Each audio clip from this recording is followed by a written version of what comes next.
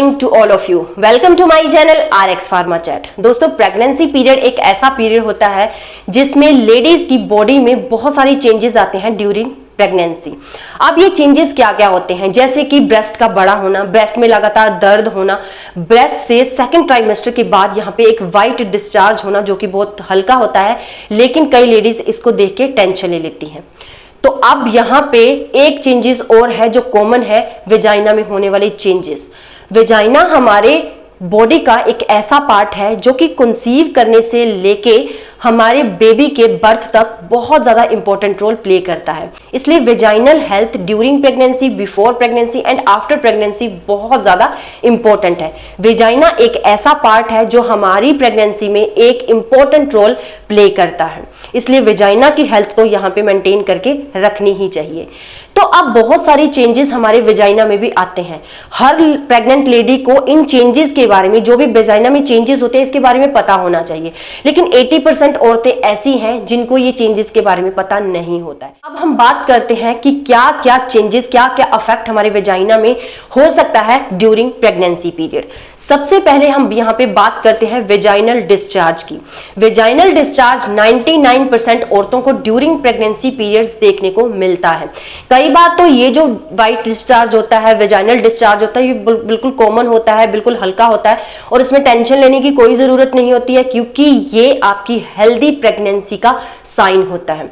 कई बार ये vaginal discharge colour में आता है, मतलब कि dark brown colour, reddish colour, कभी कभी तो इन कलर्स में ये स्पॉट देता है, लेकिन कभी कभी बहुत ज्यादा वेजाइनल डिस्चार्ज ये कलर में होता है। अलग अलग कलर का जो डिस्चार्ज होता है उससे होने वाली जो भी इन्फेक्शंस है वेजाइना में, उसके बारे में मैंने आपसे लास्ट वीडियो में डिस्कशन किया है। अगर वो बेसिक वीडियो आपने नहीं देखी है तो इस वीडियो के डिस्क्रिप्शन में आपको उसका लिंक मिल जाएगा। लिंक के ऊपर क्लिक करके आप डायरेक्ट उस वीडियो को देख सकते हैं। ये वेजाइनल डिस्चार्ज कभी कभी तो नॉर्मल होता है और कभी कभी फाउल स्मेलिंग के साथ, बिल्कुल बैड स्मेल के साथ ये वाइट डिस्चार्ज, ये वेजाइनल डिस्चार्ज होता है। अब दूसरी बात करते हैं कि वेजाइनल यीस्ट इंफेक्शन का रिस्क बहुत ज्यादा बढ़ जाता है। बैक्टीरियल वेजिनोसिस का खतरा बहुत ज्यादा बढ़ जाता है ड्यूरिंग प्रेगनेंसी। कोई भी वेजाइनल इन्फेक्शन का जो रिस्क है यहाँ पे बहुत ज्यादा इंक्रीज हो जाता है। जब प्रेग्नेंट लेडी अपने पार्टनर के साथ यहाँ पे इंटीमेट होते हैं, तो अगर उनके पार्टनर को कोई भी छोटा सा इन्फेक्शन उनके प्राइवेट पार्ट में है, तो ये इन्फेक्शन उनको ट्रांसफर हो जाता है और उनके वेजाइना में यहाँ पे इन्फेक्शन होने की वजह से यूटीआई इन्फेक्शन का सामना उनको करना पड़ सकता है, यहाँ पे यीस्ट इन्फेक्शन का सामना उनको करना पड़ सकता है। और जब भी वो यूरिन करते हैं, यहाँ पे बहुत ज्यादा बर्निंग सेंसेशन, बहुत ज्यादा उनको हॉट फीलिंग यहाँ पे फील होती है और कई बार यहाँ पे इन्फ्लामेशन, इचिंग, छोटे छोटे दाने और रेडनेस का सामना उनको करना पड़ता है। और कई बार वेजाइना में लगातार वल्वा पार्ट में यहाँ पे पेन बनी रहती है। तो इस तरह के जो इन्फेक्शंस हैं ये ड्यूरिंग प्रेगनेंसी नॉर्मल माने जाते हैं, लेकिन जब ये इन्फेक्शंस बहुत ज्यादा बढ़ जाते हैं तो ये एक डेंजर का साइन भी हो सकता है। इसलिए आप कोई भी इन्फेक्शन होने पे जरूर अपने डॉक्टर से कंसल्ट कीजिए, जिससे आपका इलाज ड्यूरिंग प्रेगनेंसी चल रहा है। वल्वर वेरिकोस एक प्रॉब्लम होती है जो कि ड्यूरिंग प्रेगनेंसी लेडीज में देखी जाती है। इसमें क्या होता है कि वल्वा की जो वेन्स होती हैं वो बच्चे की सिर की वजह से बहुत ज्यादा प्रेशराइज्ड हो जाती हैं। बहुत ज्यादा प्रेशर इनके ऊपर पड़ने की वजह से वहां रेगुलर पेन, वहां पे रेगुलर स्वेलिंग और वहां पे रेडनेस देखने को मिलती है। ये जो प्रॉब्लम होती है ये सेकंड ट्राइमेस्टर के बाद होती है, जबकि बच्चा ग्रोथ करने लग जाता है। अब वेजाइनल ब्लीडिंग की समस्या भी बहुत सारी औरतों में यहाँ पे ड्यूरिंग प्रेगनेंसी देखी गई है। तो ऐसे केसेस में आपको इमीडिएट अपने डॉक्टर को कंसल्ट करना चाहिए अगर वेजाइनल ब्लीडिंग की समस्या आपको है। मैं आपके साथ कुछ टिप्स शेयर करने जा रही हूं जो कि हमारे वेजाइनल हेल्थ को मेंटेन रखने में बहुत ज्यादा हेल्प करेगी ड्यूरिंग प्रेगनेंसी।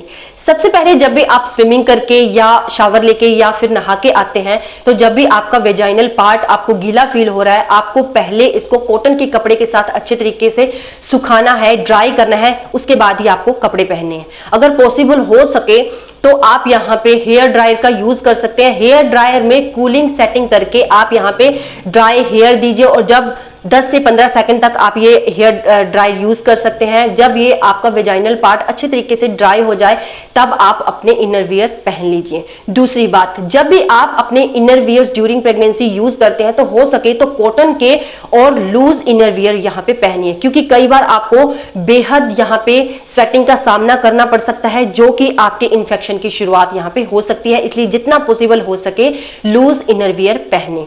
फ्रूट जूस जो है ये आपकी अंदर की हेल्थ को, वेजाइनल हेल्थ को मेंटेन रखने में बहुत ज्यादा इंपॉर्टेंट रोल प्ले करता है। इसलिए रेगुलर अपनी डाइट में आप फ्रूट जूस शामिल कीजिए और फ्रूट्स को रेगुलर खाइए। जिस तरीके से डेली हम 3 टाइम खाना खाते हैं, प्रेगनेंसी के पीरियड में आप अपने खाने को 5 टाइम में डिवाइड कर लीजिए। आपको हर 2 घंटे के बाद या हर 1 घंटे के बाद थोड़ा थोड़ा खाना खाना है।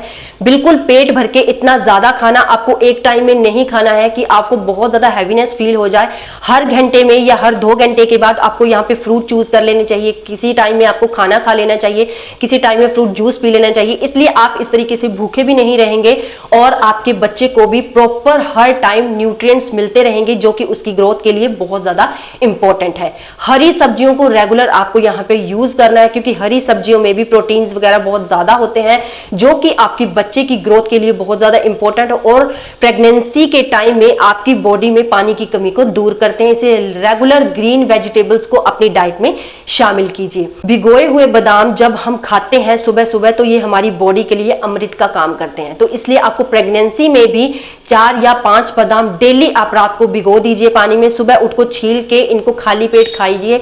आपकी बॉडी की बहुत सारी समस्याएं, जैसे कि ड्यूरिंग प्रेगनेंसी आपका बीपी लो होने लग जाता है, आपको बहुत ज्यादा नींद आने लग जाती है, या बहुत ज्यादा आपको हेडेक होने लग जाती है, तो इन प्रॉब्लम से भिगोए हुए जो बादाम होते हैं तो ये आपकी हेल्थ के लिए बहुत ज्यादा अच्छे होते हैं। हो सके शुगर इंटेक कम कर दीजिए अपनी प्रेगनेंसी में, क्योंकि आपको प्रेगनेंसी में जेस्टेशनल डायबिटीज होने का बहुत ज्यादा खतरा बढ़ सकता है अगर आप यहाँ पे बहुत ज्यादा शुगर यूज कर रहे हैं। आप शुगर यूज कीजिए, लेकिन लिमिट की शुगर यूज कीजिए। बहुत तला भुना ज्यादा ना खाइए, स्पाइसी खाना ज्यादा ना खाइए, क्योंकि ये भी आपके वेजाइनल इन्फेक्शन को न्योता दे सकता है। मार्केट से बने हुए इंटीमेट वॉश, स्प्रेज और परफ्यूम्स हो सके तो आप इनको बिल्कुल प्रेगनेंसी में बाय बाय कर दीजिए, क्योंकि ये आपके वेजाइनल की हेल्थ को, वेजाइना के पीएच को चेंज कर सकते हैं, जो कि आपके वेजाइना की हेल्थ के लिए बिल्कुल सही नहीं है।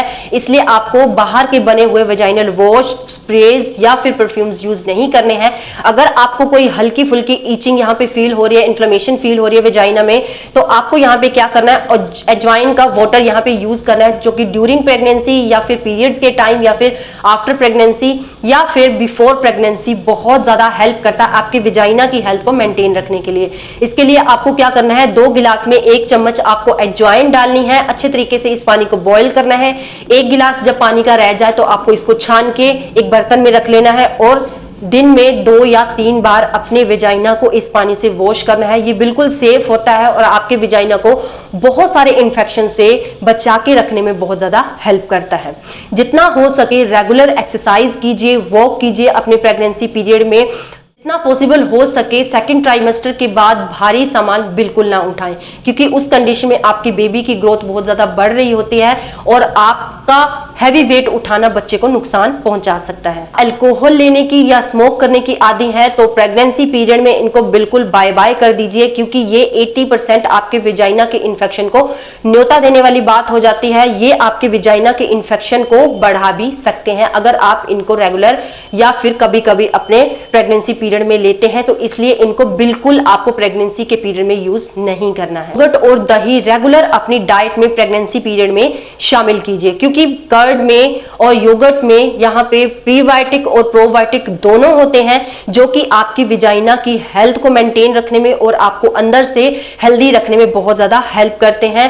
इसलिए रेगुलर अपनी डाइट में दही को और योगर्ट को यहाँ पे आपको शामिल करना चाहिए। प्रेगनेंसी में नींद बहुत ज्यादा इंपॉर्टेंट होती है, इसलिए 7 से 8 घंटे की नींद आप पूरी कीजिए। अगर 7 से 8 घंटे से ज्यादा आपको नींद आ रही है तो जितनी आपको नींद आ रही है आपको पूरी करनी चाहिए, क्योंकि ये आपकी हेल्दी प्रेगनेंसी के लिए बहुत ज्यादा जरूरी होता है। विटामिन सी, आयरन और कैल्शियम जैसे कि डॉक्टर्स ने आपको रिकमेंड किए हुए हैं रेगुलर लेना है। बिल्कुल कोई भी डोज आपको इनकी नहीं छोड़नी है, क्योंकि प्रेगनेंसी के पीरियड में विटामिन सी, आयरन और कैल्शियम आपकी बॉडी के लिए बहुत ज्यादा जरूरी होते हैं और बहुत सारे इन्फेक्शन से आपको बचा के रखते हैं। आप अपने पार्टनर के साथ इंटीमेट होते हैं तो प्रोटेक्शन का यूज और सेफ पोजीशन का यूज बिल्कुल कीजिए, क्योंकि ये आपकी हेल्थ के लिए बहुत ज्यादा जरूरी है। हाई हील स्लीपर जितने पॉसिबल हो सके आप अपनी प्रेगनेंसी में अवॉइड कीजिए, क्योंकि हाई हील्स पहनने में आपके पेल्विक एरिया के ऊपर, आपके स्टमक के ऊपर बहुत ज्यादा इफेक्ट, बहुत ज्यादा प्रेशर, हैवीनेस बढ़ा देते हैं, जिससे कि आप जो कि आपके बच्चे के लिए और आपकी हेल्थ के लिए बिल्कुल सही नहीं है।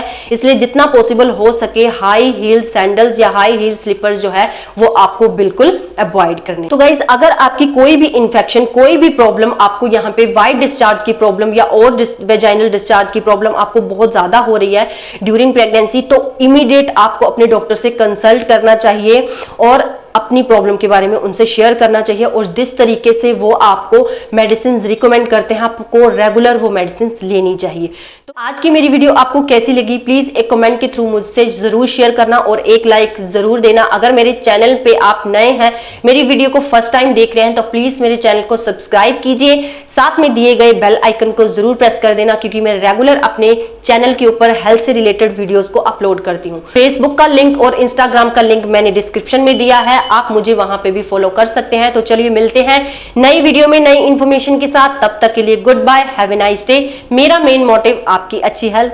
Thank you very much.